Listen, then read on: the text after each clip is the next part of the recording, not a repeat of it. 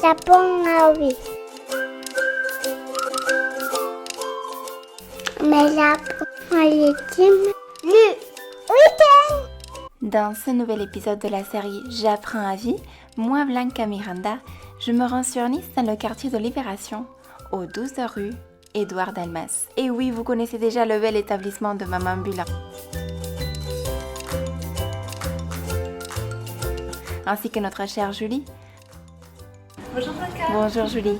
Merci de m'accueillir une fois de plus, là avec un décor de rêve, mon invité de catégorie m'attend. La même Céline Bourganeuf, consultante en lactation et poricultrice, nous parlera de la DME, c'est-à-dire la diversification menée par l'enfant. Tout cela pendant le temps d'une pause gourmande offerte par Cathy de mon épicerie de vrac, Day by Day, aux 3 rue Vernier sur Nice, entre la gare Nice-Centre et Maman Bulla.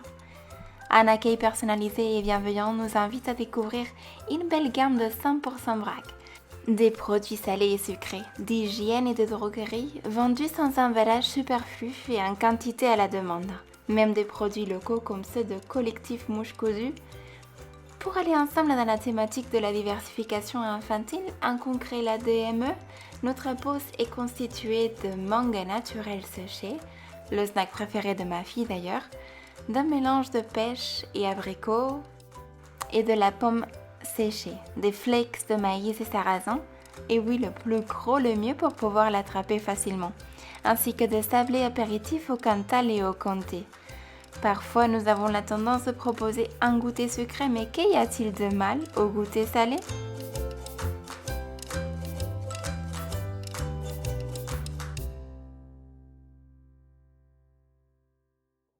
Alors Céline, qu'est-ce que la DME ?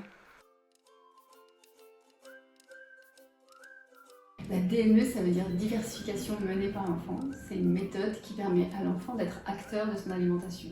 C'est ça la grande différence avec une diversification classique, c'est qu'on rend l'enfant au cœur de ses possibilités pour pouvoir manger seul et être dans une autonomie rapide et efficace. Alors la différence, justement, c'est être acteur, c'est-à-dire que c'est lui-même qui va aller chercher sa nourriture, c'est lui-même qui va choisir les morceaux, la texture, la chaleur, s'il va préférer plutôt du chaud, du froid, par rapport à une alimentation classique où ça va être passif, c'est-à-dire qu'on va donner à l'enfant une cuillère, on va lui donner à manger à la cuillère de manière passive, où l'enfant ne va pas du tout prendre avec les mains, une texture qu'il ne connaît pas, une chaleur qu'il ne connaît pas et un aliment qu'il ne connaît pas. Là, on va lui mettre des morceaux toujours plus gros que son poing, qui vont lui permettre de pouvoir lui-même attraper, prendre avec ses mains, avec une préhension et une dextérité, et mettre à la bouche, goûter, reposer, changer, parce que plus attiré par une couleur, plus attiré par une chaleur par exemple, ou par quelque chose de froid, quand ils ont mal aux dents ou qu'il y a la dentition qui commence à arriver et potentiellement faire mal.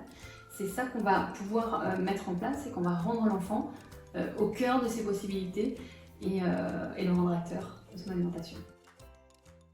Purée au DME. Quels sont les avantages et inconvénients ? Les avantages de la diversification menée par l'enfant, c'est que ça permet de mettre l'enfant au cœur de ses besoins et d'aller chercher donc lui-même son alimentation. Il va pouvoir développer une dextérité, une préhension fine, ça s'appelle, au niveau de la pince, de pouvoir attraper lui-même, donc il va gagner en motricité et en mobilité, également au niveau de la mastication, puisque la purée ne demande pas de mastication, c'est surtout une succion d'églutition. Là, on a tout un travail de mastication, de salivation qui vont permettre aussi une maturité au niveau des muscles de la mâchoire et un développement de la mâchoire et donc de la dentition future.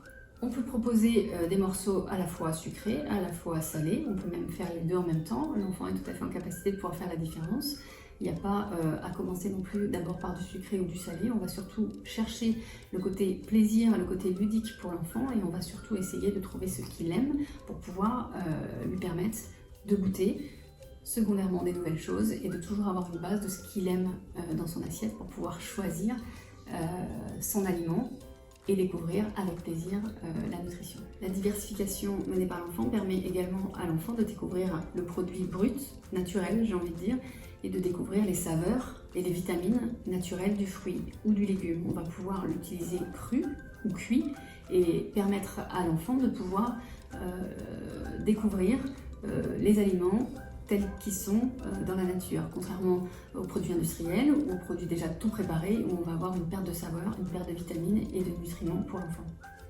La DME, la diversification menée par l'enfant, fait peur souvent aux parents à cause du risque d'étouffement des plus petits. Il faut savoir, et la chose la plus importante à mon sens, c'est que le réflexe nauséeux est très présent chez les enfants, surtout chez les moins de 12 mois. Donc on va se servir de ce réflexe nauséeux pour pouvoir permettre à l'enfant, si le morceau est un peu trop gros, de très facilement se dégager et de pouvoir le retirer lui-même, parfois même avec les mains, et donc de pouvoir se dégager. Contrairement aux enfants de 12 mois où il y a une perte du réflexe nauséeux et des risques de fausse route beaucoup plus importants.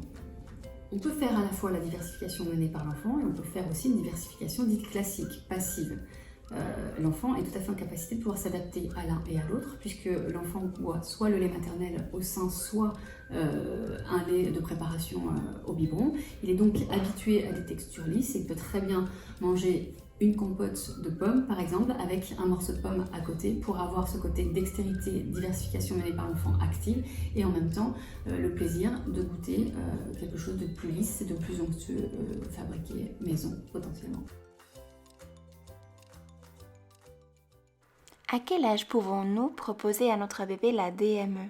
Est-ce que les dents sont un indicateur que notre bébé est prêt? On va pouvoir proposer la DME à partir de 4-6 mois. J'ai envie de dire idéalement 6 mois si on est sur des bébés allaités, puisque l'allaitement maternel est dit exclusif au moins les 6 premiers mois de vie.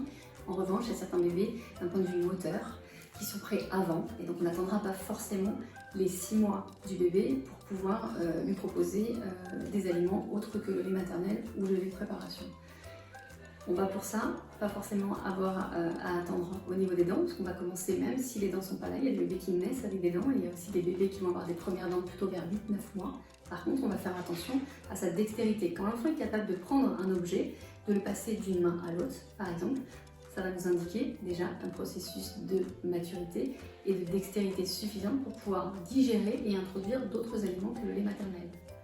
On a également au niveau de la salive des bébés qui bavent beaucoup, qui salivent, qui hypersalivent, donc c'est-à-dire qu'ils sont prêts aussi à digérer d'autres nutriments que ceux du lait maternel ou du lait de préparation. Ce qui est intéressant aussi, c'est de voir les enfants quand ils commencent à vouloir regarder les adultes manger et qu'ils commencent à regarder vraiment, à vouloir mettre à la bouche tout ce que l'adulte met à la bouche, qu'on est dans un mimétisme, c'est que l'enfant commence également à être prêt d'un point de vue maturité. Existe-t-il des étapes à suivre? Par quel aliment devrons-nous commencer? En quel état doit-il être? On va pouvoir commencer pour les moins de 6 mois. On va commencer par fruits et légumes, à volonté, crus ou cuits, peu importe, mais on ne rajoutera rien d'autre. L'enfant n'a pas besoin d'autres éléments que des légumes, fruits ou légumes. D'accord ? Après 6 mois, on introduira les protéines et on introduira également les oméga 3 par l'huile, le beurre, pour agrémenter. À partir de 6 mois, l'enfant a besoin de développer davantage ses muscles parce qu'il va commencer à vouloir se retourner, à se mettre un peu à quatre pattes, donc on va lui donner et on va lui apporter des protéines en plus dans son alimentation.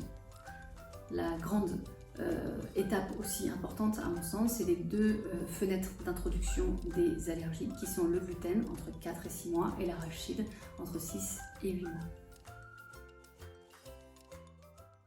Merci encore Céline de ton partage. Je vous retrouve très vite pour plus d'épisodes de